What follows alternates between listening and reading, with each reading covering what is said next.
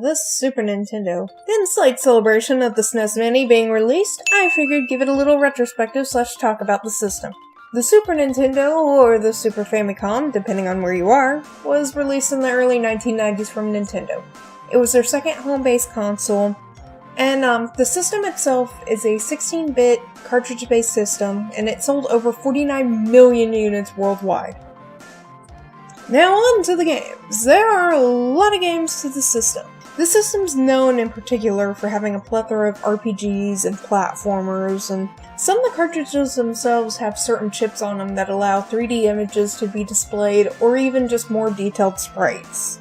Now for me, this was my first game console that I ever played. I had this as early as 3-4 years old, and I just remember playing the living daylights out of this. It's fun, it's a super durable console.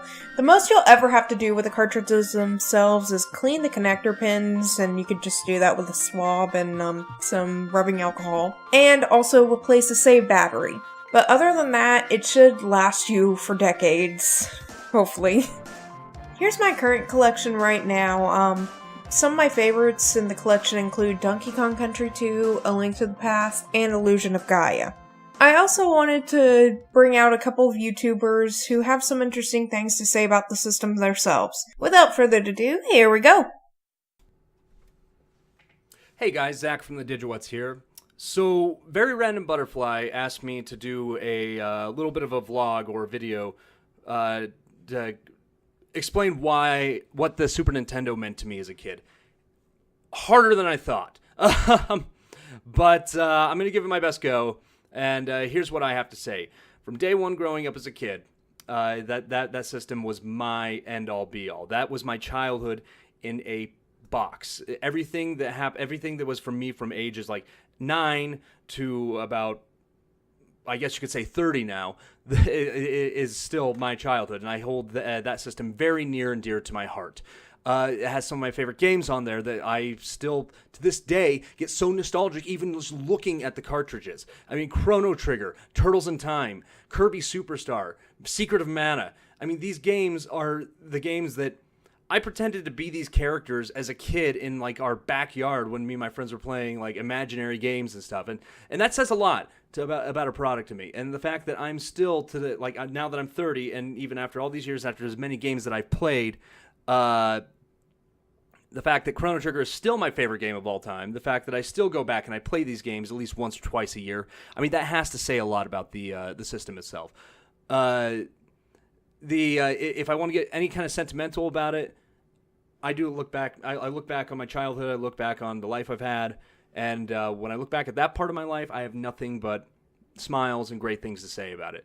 And so, the Super Nintendo to me was more than just a console. It was a lifestyle, and it was actually kind of a friend of mine. So I know it sounds like really kind of like, oh, you had no friends or anything like that, but to me, like, I made friends through the system, and I don't think there's ever going to be another thing like it, and that's just my own nostalgia coming after me. But there's a reason that that era of console rung near and dear to my heart, is because that's when I was a kid, and that's when I was most impactful. That's when I could like make the heroes I want to make, and whether there be video game characters, game developers, or anything, it all started with the Super Nintendo for me, like hands down. I love it. It's amazing. Anyway, guys, peace. Hey guys, this is Scott, otherwise known as Ultimate Floyd, here on YouTube, and this is kind of, I guess, my segment for the Super Nintendo memories. With the Super Nintendo Classic coming out very soon now, it's always been it's always been my favorite console of all time. It's not the one I started with. I started with the NES, and I'm 27 years old, so the NES was technically before my time. Because I started playing games in probably like 93, 94 with the NES. My parents bought an NES for us when the Super Nintendo was already out for a couple of years at that point. So I didn't get Super Nintendo till later, probably like I want to say maybe like 96 or something like that, like when the N64 came out. I've always been behind with consoles like that, but Super Nintendo, I didn't have it for very long. I maybe had it for a couple of years, but I'm always going to have a strong nostalgia towards it. I played a lot of fantastic games, but it really wasn't until the emulator days, when emulators started to become popular, that I really got into a lot of like the classics that I didn't play as a kid. Like Chrono Trigger, for instance, is one of the big games, which unfortunately is not on the Super Nintendo Classic, but it remains one of my all-time favorite JRPGs, and I still played it when I was pretty young. I mean, when I discovered emulators, I was still in elementary school, so I was still pretty young, but growing up with the Super Nintendo, just so many great memories with it. It's like some of my favorite games I remember. Mario World obviously is a big one for a lot of people. It came with the system. From what I remember, we got the system off a newspaper ad, and it came with, I think, 5 games. Gradius 3, which I actually never played all that much. As a kid, I couldn't get into shoot 'em ups, and that game was really hard too. So I never ended up playing that game all that much. A couple of sports games. I think there was an NHL game and a basketball game, which I never played. Even back then, I just did not play sports games all that much. And then the other ones, though, were the Super Mario World, like I mentioned, Contra 3, The Alien Wars, which is on the Super Nintendo Classic. It's one of the best games on the Super Nintendo. I could never beat the first level, though, as a kid. I was just really terrible at a lot of games back then. But I did love Contra 3. The 2-player mode was really fun in that game, and I played it a lot, despite only never being able to make it. Well, I think, no, we got to the second level, which was the top-down level. We got to that level a couple times, but that level just confused us. So I never actually ended up getting past that level, but Mario World was the big one. I mean, that game, I played that game endlessly. I didn't get 100% in that game until I played the GBA version, but I just played that game like crazy because I had played Mario 3 and Mario 1 on the NES before, so that was a big jump for me, Mario World. I loved all the hidden secrets in that game. The music is phenomenal. It's like the level design is just perfect. Fantastic game. Sometimes I go back and forth as to whether I prefer that or Mario 3. Even though Yoshi's Island is my favorite Mario game, and that's another game I played as a kid. I owned it for a brief period. Funny, I guess, story with Yoshi's Island was, I guess, I don't remember where I got it or how I got it, but I let a friend borrow it after I'd beaten it, like, many times. I just played through that game, like, constantly. And I guess I'm always going to remember this, because this is one of those memories that's always going to be tied to the Super Nintendo, and Yoshi's Island in particular. So I let my friend borrow it, and we were in school, and he had it in his desk. And then I guess a kid beside us, I'll always remember his name. He left the school not too long after, like maybe a year or two after this. His name was Jake McIntyre, and I'm always going to remember this, because he's like, oh, can I see that game? And then my friend let him, see it. And then we just weren't paying attention or anything like that, right? And then a few minutes, maybe 10 minutes passed, and my friend's like, oh, can I have the game back? And then he goes, what game? And then this whole thing started happening where we had got the teachers involved for some strange reason, and they searched his desk and they couldn't find the game. So it just disappeared, and it was gone forever. So I don't know what happened.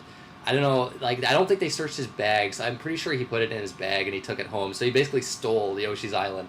So I'm always going to remember that. And I was actually kind of devastated by that because it was my game and I loved that game so much. I played that game so much, man. What an amazing game that was. They took so many risks with that game compared to Mario World. And I just love the level design, the egg throwing. The bosses in that game are absolutely spectacular, really creative. 100%ing the game is a crazy challenge that I've never actually done, even though it remains one of my favorite games of all time. The music is just sublime. I absolutely love the music in that game. So, yeah, one of those Super Nintendo games that I'm really glad is on the Super Nintendo Classic, because we've never seen it on the Virtual Console, or it basically hasn't been released in any form other than the GBA remake, which is terrible. The aspect ratio is horrible. The graphics are I don't know. I don't know what they did with the graphics, but it's nowhere near as colorful. The music takes a noticeable hit in quality. It's just not a good version of the game. It's not the ideal way to play that game. You got to play the Super Nintendo version. And finally, people are going to be able to play this game and I think a lot of people are going to play it for the first time on the Super Nintendo Classic, which is great. I just want everyone to play Yoshi's Island because I think that game is just a fucking masterpiece. But yeah, I have other games with the Super Nintendo that that I had as a kid. Donkey Kong Country was a big series for me. Now, the Donkey Kong Country games get a lot of hate these days. I don't know why. It's always been kind of bizarre to me. I mean, back in the day, Donkey Kong Country was a huge game because of its visuals. Like the visual techniques they used, that Rare used for that game. But, I mean, the visuals haven't aged as well as some other games on the system, especially Yoshi's Island, for instance. But I think the level design in those games is extraordinarily good, as well as the music. The soundtracks in those games are incredible. And they provide a stiff challenge. I really love the challenge that those games provide. A lot of people tend to look at the later games and get mad that they removed Donkey Kong and you had to play as, for instance, like this baby in the third game. I've never cared about that. I play those games for the levels, the gameplay, and I think they're just really well-designed games. The third one I think is especially underrated. It's got this cool world map filled with all these cool, like really neat secrets, and a lot of like the level design gimmicks they come up with are really creative and cool in that game. It's not as hard as the first two, but it's still quite challenging, and I don't know, I really like the atmosphere that game has.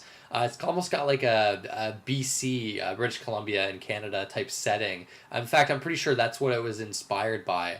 So yeah, that's like this really underrated game on the Super Nintendo. There's countless other games that I grew up with that I just absolutely loved on that system. I could spend all day talking about just the amount of amazing games on that system, and I think a lot of people still hold it in high regard today. A lot of games on there I would consider some of the greatest ever made.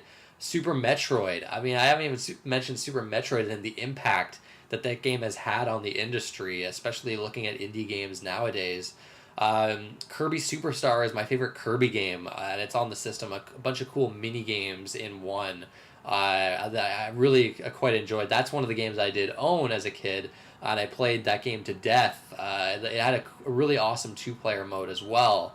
The Mega Man X games I thought were fantastic. Those were probably some of the games I played the most on Super Nintendo. As a kid, I was just obsessed with Mega Man. Anytime there would be a Mega Man game at the Blockbuster, the nearest Blockbuster, I would rent it. And X2 and X3 I rented tons of times. And Mega Man X I owned. So that one I played a lot as well. And that's like an all-time classic. Like, how can you not like Mega Man X? There's so many other great games on that system. A lot of great JRPGs. I feel like that's where JRPGs really started to become there was definitely a lot more of them than there were on the NES, and I feel like the storytelling in those types of games got a lot better. And yeah, there's a bunch of games that even didn't come out in North America but came out in Europe that are held in high regard, like Terra Enigma. One of the interesting things with the Super Nintendo, though, is a lot of games didn't actually come out in Europe. Like something like Super Mario RPG. You would think that would, it's a Mario game. You would think it would come to Europe, and no, apparently they never got that game. It wasn't until the Virtual Console on the Wii that Europe actually finally got to play that game, which that's kind of crazy to me. And there's a bunch of others as well, but yeah, it's just, I don't know, a very nostalgic system. I think one other thing I want to mention with it is the music on the Super Nintendo. It had a really amazing sound chip compared to a lot of the systems at the time. So developers were able to do a lot of cool things with the soundtracks in games, and a lot of the soundtracks on the Super Nintendo are some of the best ever made for video games. Zelda: A Link to the Past in particular, I think, has just an absolutely stunning soundtrack. The X games, like I mentioned, Donkey Kong Country games, David Wise did an amazing job with the second Donkey Kong Country game. The song Sticker Brush Symphony, I think, is one of the best video game songs ever composed. And of course, Chrono Trigger, you have to talk about the soundtrack in that game. Quarters of Time, I mean, come on. Just amazing. But yeah, there's a lot of great memories I have with that system. It was the first time I actually played a JRPG, actually. I never played any RPGs on the NES. And I think a big part of how I've come to really appreciate the genre, and how it's become one of my favorites, is where I started. Which, it's hard to say which one I started out with. Either Earthbound, the Seventh Saga, or Super Mario RPG. I rented all three of them. I feel like the Seventh Saga might have been the first one, though, because that game came out before the other two. And yeah, for whatever reason, I went to a Blockbuster Video and rented that game based on the really boring cover that literally just has the name of it. And then the opening title song of that game, I think, is just beautiful. And yeah, it turns out that game is actually one of the hardest RPGs ever made. And yeah, it was probably the first one I ever played, but I ended up getting used to it. I only got like maybe 25% through it. Because yeah, that game is rough. Like, it is really hard. It's a very grindy game, but I always remember my dad renting Earthbound for me. He came back with Earthbound, and then that game, man, it's my favorite game on the Super Nintendo, actually. I'm surprised I haven't mentioned it until now. Just absolutely love that game. The charming humor to it, the amazing localization that was just so ahead of its time back in the day. I'm so glad that my dad actually, for whatever reason, chose Earthbound to rent. I didn't make it very far. I was new to RPGs, and I really struggled with the Frank boss battle very early on in the game, but I would eventually go on to finish that game finally in the emulator days, and now it's one of my favorite games of all time, and it's had a huge impact.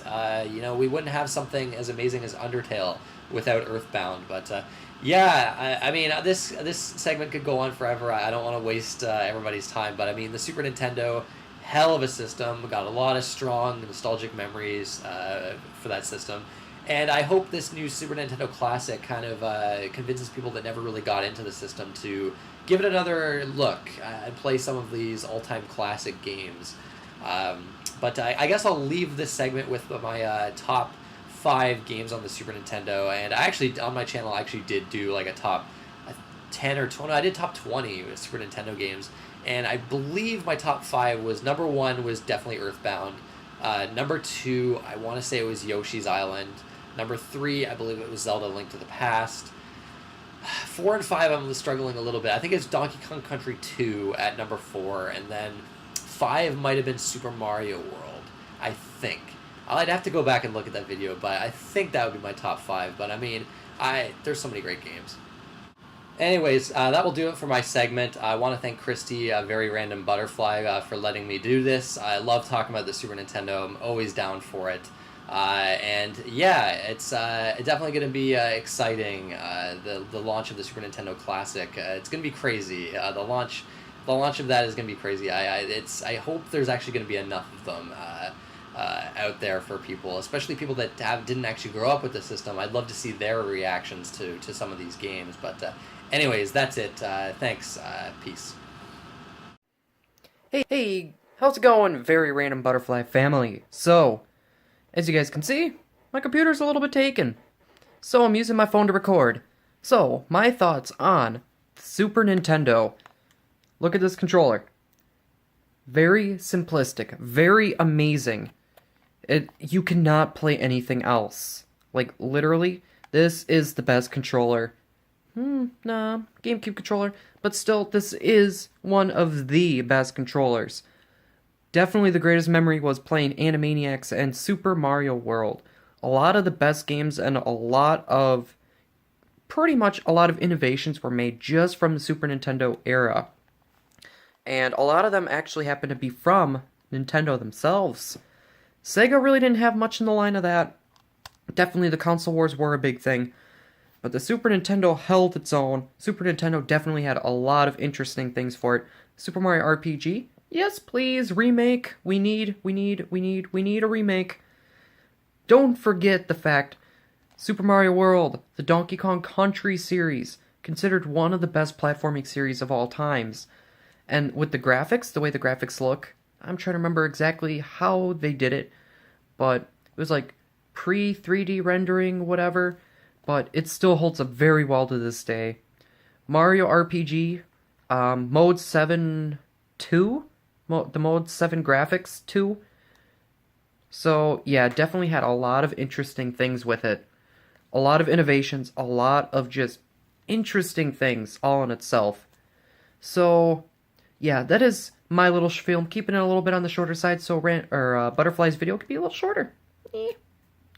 Bye. Now, collecting for the system, it depends on you, to be honest. If you're just looking to play the classics, I recommend just going to Virtual Console as that's the cheapest option. And as for the games that aren't in circulation and there's no other way to play it, like they haven't been even thought of within 20 some odd years, I hate recommending this, but I also recommend emulation for those. Or, if you can get this cheap, I would recommend getting the SNES Mini, but only if you can get it for a reasonable price, because for about $70, that's about a good price for all those cartridge games that, you normally wouldn't get. And plus, you'd get Star Fox 2, which is an awesome add-in, to be honest. But I wouldn't recommend it wholeheartedly unless if you can get it for a fair, decent price. Don't run after it for X amount of $100, you're better off just getting the original in that case. If you really want to collect the system, just be aware that hunting for decent prices on the cartridges is not the easiest thing to do. Especially if you're looking for Squaresoft titles, Nintendo titles, and even Enix games. I remember one time I could get some of these cartridges for $1. Okay, let's fast forward back to 2000. The N64 was on its last leg, and the GameCube was just over the horizon. So, what they were trying to do was get rid of all their Super Nintendo cartridges, and I remember them selling them in a bin for $1 each.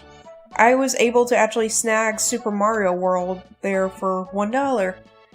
Later on, I'm thinking it's closer to around the 2010s is when I noticed the prices started to skyrocket to a ridiculous amount.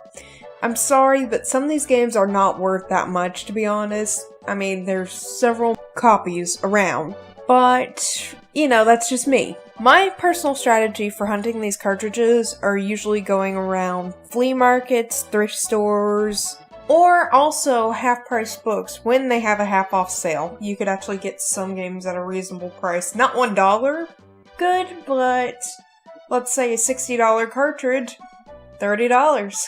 Anyway, you get to play these games. I highly recommend playing them because the system is awesome, the games are awesome, and you're doing yourself a disservice not to play them. Anyway, that's it for now.